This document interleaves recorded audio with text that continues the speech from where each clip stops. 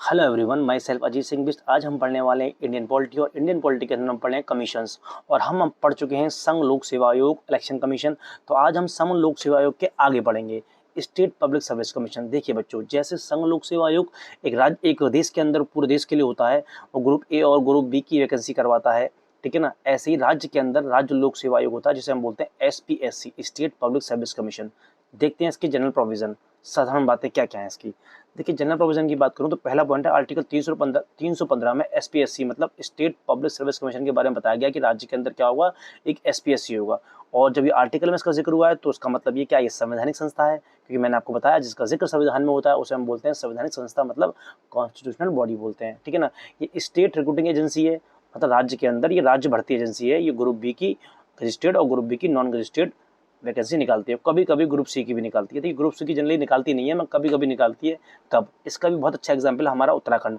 उत्तराखंड की अगर मैं बात करूँ तो उत्तराखंड में क्या है, ग्रुप बी की वैकेंसी कौन कराता है, राज्य लोक सेवा आयोग कराता है। जबकि ग्रुप सी की वैकेंसी कौन करवाता है, वहाँ का UKSSC। जैसे हमारे यूपी के अंदर UPSSC है, ऐसे उत्तराखंड के अंदर UKSSC है। मगर वहाँ पे हुआ गया, UKSSC जो है वो भ्रष्टाचार में लिप्त पाया गया। वहाँ के प्रेसिडेंट और चेयरमैन जो UKSSC के थे, उनको इस्तीफा देना पड़ा और बड़े मात्रा में वहाँ पे पेपर लीक हुए। तो इसकी वजह से सरकार ने क्या किया, UKSSC से कोई भी एग्जाम नहीं करवा रही है। यहाँ तक कि जो सिपाही का एग्जाम है ना, कांस्टेबल का एग्जाम है, वो भी अब कौन करवा रहा है, वहाँ का स्टेट पब्लिक सर्विस कमीशन, राज्य लोक सेवा आयोग, ठीक है ना। तो इसलिए कभी कभी हम ग्रुप सी के भी एग्जाम से करवा लेते हैं जरूरत पड़ने पर। ऐसे ही अगर हम बात करें तो इसके ऑर्गेनाइजेशन, मतलब इसका संगठन बनता कैसे है ये, ठीक है ना।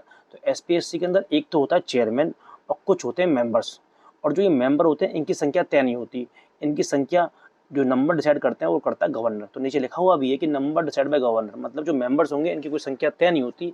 ये राज्यपाल तय करता है कि कितने मेंबर्स होने चाहिए एक राज्य के अंदर, उसी राज्य का राज्यपाल तय करेगा, ठीक है ना। जैसे हमारे यूपी के अंदर जो एक तो चेयरमैन होगा, जो कुछ मेंबर्स होंगे वो राज्यपाल तय करेगा कि कितने मेंबर्स होने चाहिए, ठीक है ना। तो अगर क्वेश्चन आपसे आ जाए कि कौन तय करता है, तो राज्यपाल। और UPSC में कौन तय करता है, राष्ट्रपति तय करता है।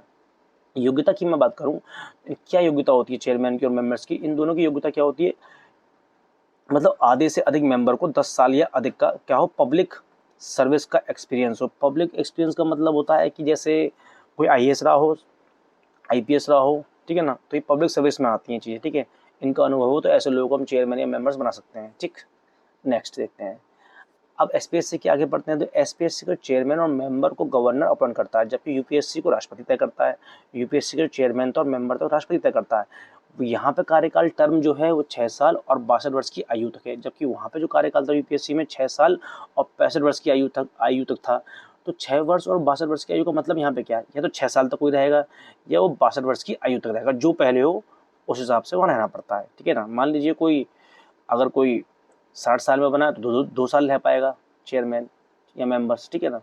बिफोर टर्म रिमूवल मतलब कार्यकाल से पहले हटाना।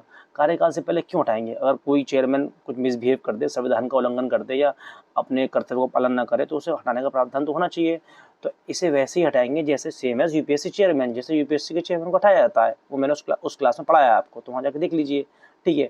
नोट, एक कुछ इंपॉर्टेंट पॉइंट लिखते हैं। देखिए, SPSC का चेयरमैन रिटायरमेंट के बाद UPSC का चेयरमैन बन जाता है या उसका मेंबर बन जाता है, ठीक है ना।